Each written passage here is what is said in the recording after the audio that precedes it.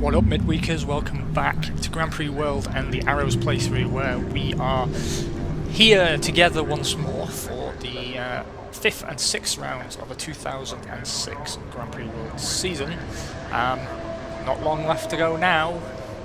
We've got 1.5 seasons. Last time out, I fucked up royally and we lost Pedro Diniz to Sauber, I believe. We'll be replacing him with a returning Shinji Nakano, as I recall, because we didn't have a lot of option. Alexander Wurz will continue to lead the team, so we're trying to get Diniz a final going away gift. I'm a little bit concerned about his going away. The team has grown massively over the time we've been running it together, and our overhead costs now are very, very significant. And this is actually where, after a long period now of sort of dominance, this is where the challenge begins to arise about not only maintaining that dominance, but actually maintaining the viability of the team. And the playthrough suddenly becomes interesting again. You know how, I said going into, I think, the 2003 season, or 2004 season, that I wasn't entirely sure how much of the coming seasons will be entertaining for you guys, and it pretty much has panned out that way. There's been very few surprises, very few spanners in the works to keep us entertained, and it really has been sort of a cycle of me going through the motions. You know, we do the standard cheerful, chirpy greeting, and then I fill boxes with other boxes and set the cars up, and we go racing, and we never get pole, but we always win. And then, come halfway point in the season, we're basically untouchable. What's started to happen now is we're actually a loss-making operation, and more Grand Prix than not, we're actually coming away from the weekend with less money than before. And we can actually demonstrate that pretty clearly now, because you know how successful we are and how huge our budget is and how huge our income is. But if you look at our budget figure in the top right of the screen there, we have $2.199 million. The Minardi playthrough, we have 2.3 million in the bank and no sponsors. Now obviously we're in very different situations, but our operational expenses are huge. And you will remember that during the early years of Arrows, I was reluctant to hire too many staff, and I did make constant mention of how quickly your staff costs can balloon, and ours have ballooned massively. And it was previously manageable, but we're now in a new situation where we have a fully upgraded factory, and the factory costs money to run. So we need to redress our strategy. It becomes again about, rather than just sheer dominance and sort of overpowering everything with resources, we are now entering a phase where we have to take a look at our efficiency again, and it becomes about getting bang from our bucks. How are we going to achieve that? Well, in one sense, what I'd like to begin to do is to optimize our test program. That means less miles, better spent. Usually now our cars are so inherently good that we don't actually have to steamroll ahead with development the way that we do. They're obviously not amazing qualifiers and never have been, but it's the race that brings the points, and points do indeed mean prizes. So we don't absolutely have to smash through all the barriers early in the season anymore. We can actually take up a slightly more leisurely pace of development. So we have our B-spec entering the wind tunnel now. It actually just happened in real time, and we've got a new fancy wind tunnel now. Our technology level is in need of improvement, so we can still focus on that, because that's not a direct cost. It's only construction costs that actually will affect us. Let's see if these servo brakes are acceptable. Nope, they are not homologated. I'm going to still try and develop them. There's no harm in that. Where the real cost comes in is actual testing mileage. Excuse me just a moment.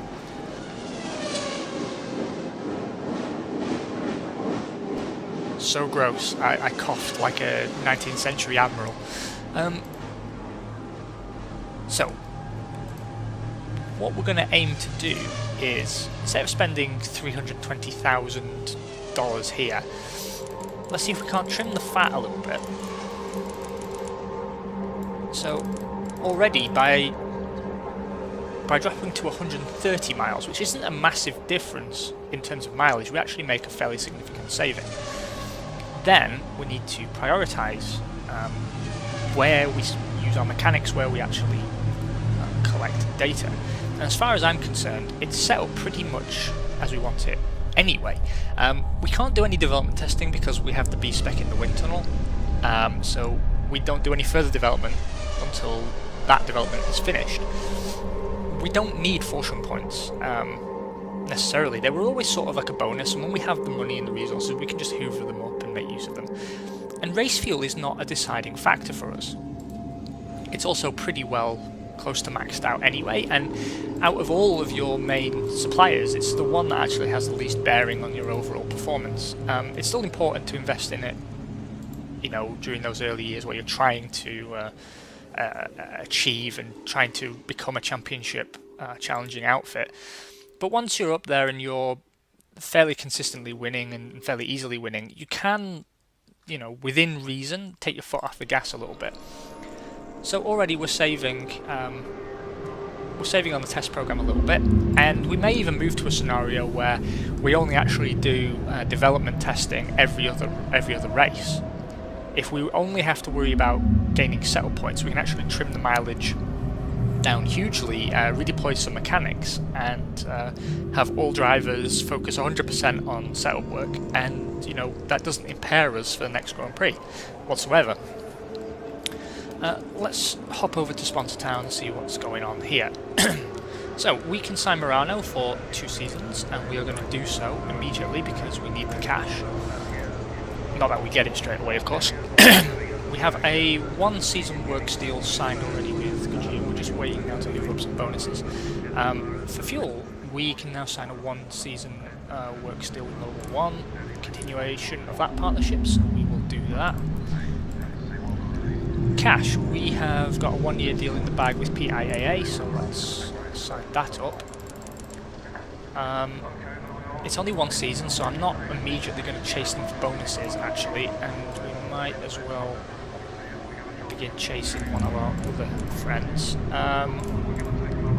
Why don't we go after Castrol? That's another one of our big underwriters. We do have a lot of work to do this year because a lot of our sponsorship deals were up for renewal. Year-on-year budget, we're currently, if things stay as they are, which obviously they're not going to, we're looking at around a $6 to $7 million deficit, which we genuinely couldn't absorb at this point without selling bits of the factory off. In terms of signings, we have got everyone signed up through till the end of the playthrough now. I'm not going to bother hiring any more staff, even though we have capacity, because like, look at our wage bills there. You're talking 11.1 million just for design and construction departments. And then you've got a further, let's call it 7 million. So we're paying about 18 million a season just for staff, let alone the heads of departments. So yeah, no more hirings right now, especially because we're so competitive that, you know, it's overkill to hire more people at this point. We are going to try and get through this round with 15% on all of these things, and if everything works out well, then we can reduce that further or reduce the mileage until we get to a point. I want to find out roughly what the threshold is to ensure that we get a fairly decent haul of development points for the engine and tyres, and also get maximum settle points. So let's see how that pans out now. Yeah, probably overkilling it again. So we can actually save even more money on our test program if we try.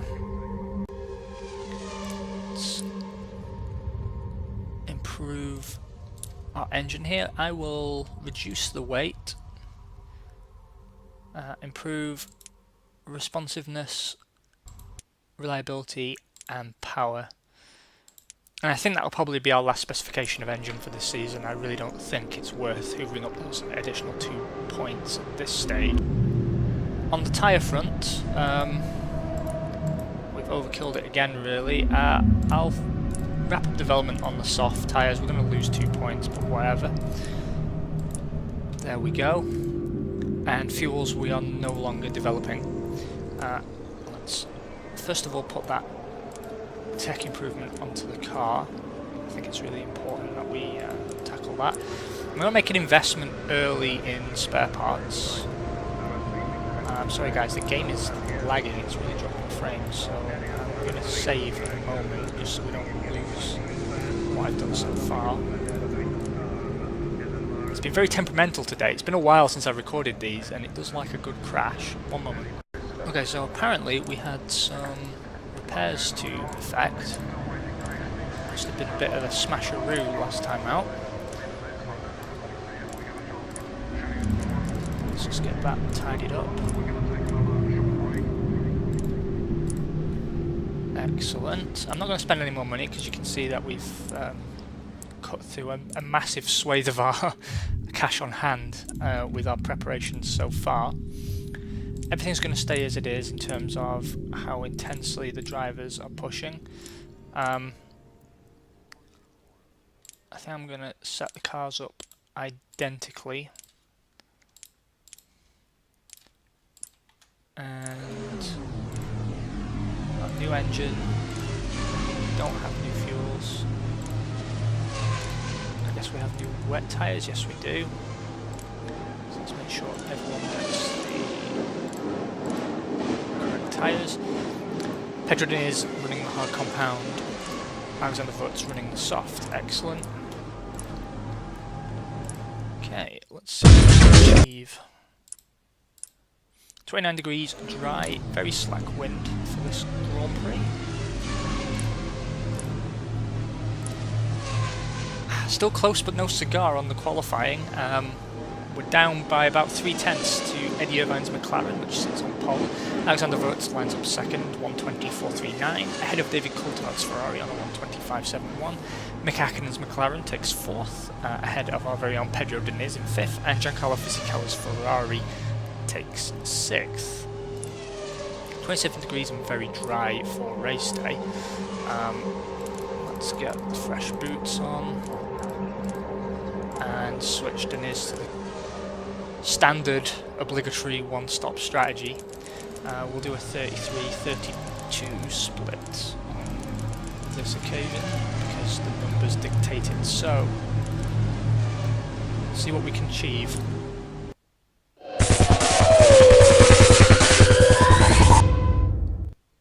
A 1-3 finish with Alexander Vogts taking the win on this occasion on a 1:35.24666 despite making an extra pit stop.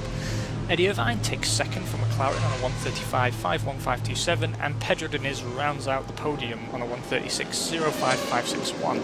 Clearly the soft compound tyre being the one to have at this Grand Prix.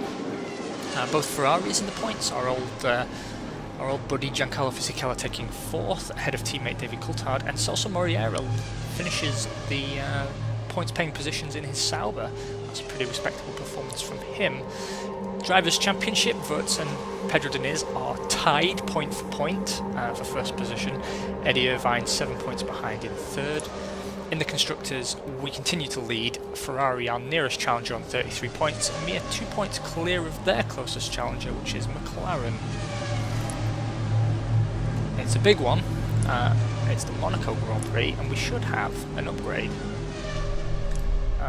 First of all, let's put next year's car in the wind tunnel early, get that done.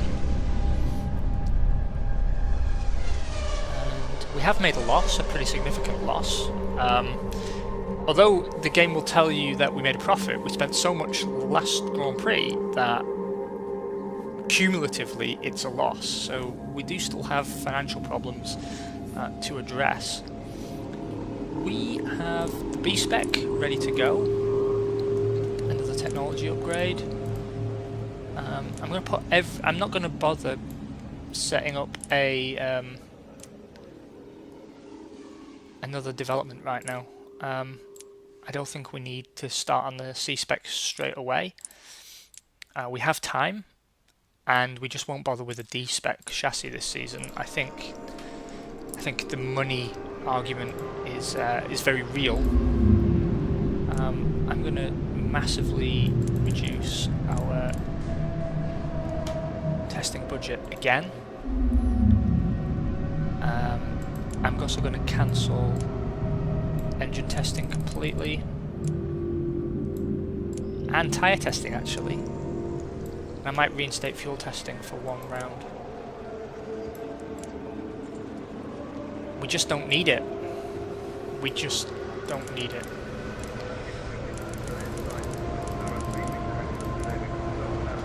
So we're doing a mere 100 miles. And we're just going to have a real focus on the setup work.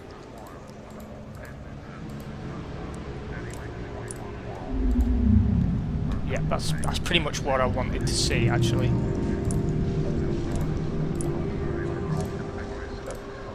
So we get a power upgrade on fuels for the next Grand Prix.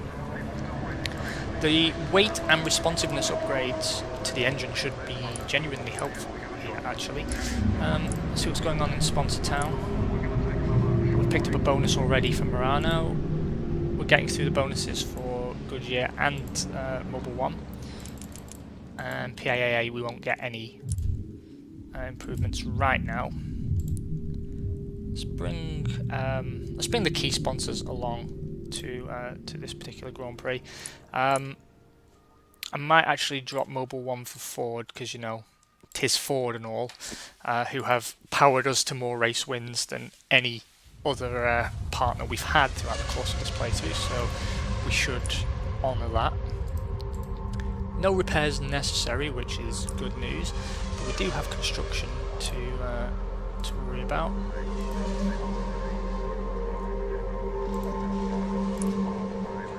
Which apparently isn't showing up.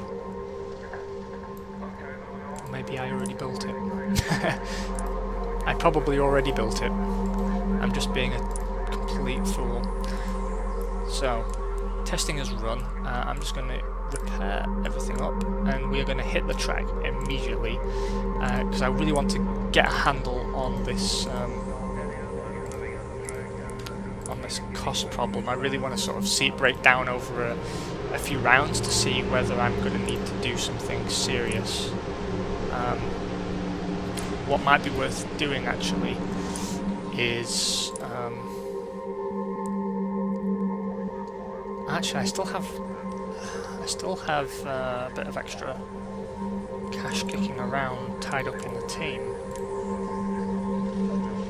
It might be worth me selling an extra 5% off actually, which I've done, and we might go after some of these deals early and supplement our income. So I'm going to take 5% off here, 5% off here, 5% off here, and 5% off here. And normally I don't do this, but these agreements pay out straight away. So it might actually cover some of the shortfall that we can't save purely by reducing our testing costs. It will impair somewhat our ability to gain sponsors for next year, but do you know what? We'll make it up. We will catch up. We will have a full sponsorship package by the end of the season. I'm confident of that. Strawberry milkshake time. One moment. Right. Let's talk setup.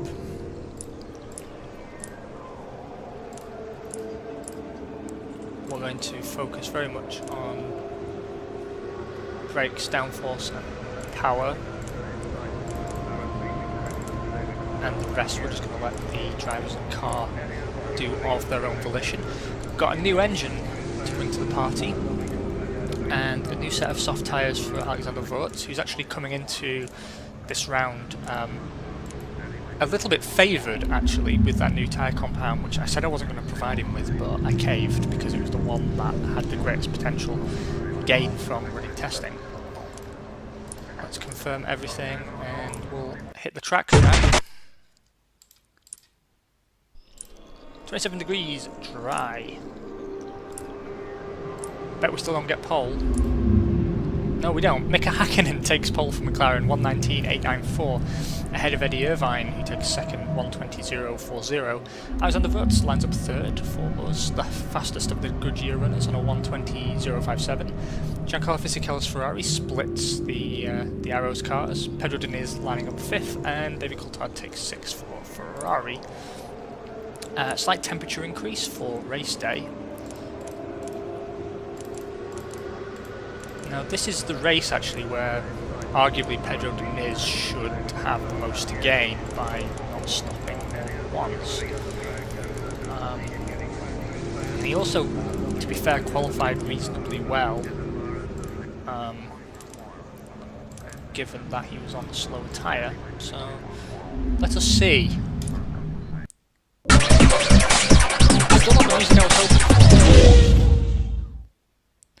He does win though. Pedro Diniz wins the Monaco Grand Prix on a 1:49.54294, leading home both McLarens, which are on the podium, Irvine leading Hakkinen again.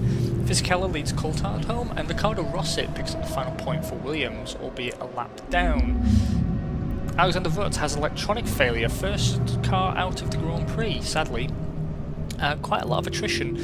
You see, the main proponents of failure were actually the suspension and the hydraulics. It seems some of these cars have inherent problems that should be addressed.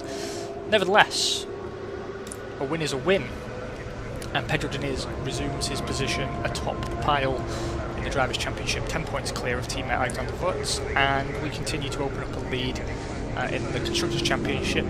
66 points is our total, shadowing over McLaren's meager 41. Bad luck. Guys, it's fucking awesome to be back. Please do take care of yourselves, have a beer for me, and I'm off now because I've got to go record all kinds of things. So I've got Motorsport Manager to do today, I've got F1 2016, so I'll go. Bye bye.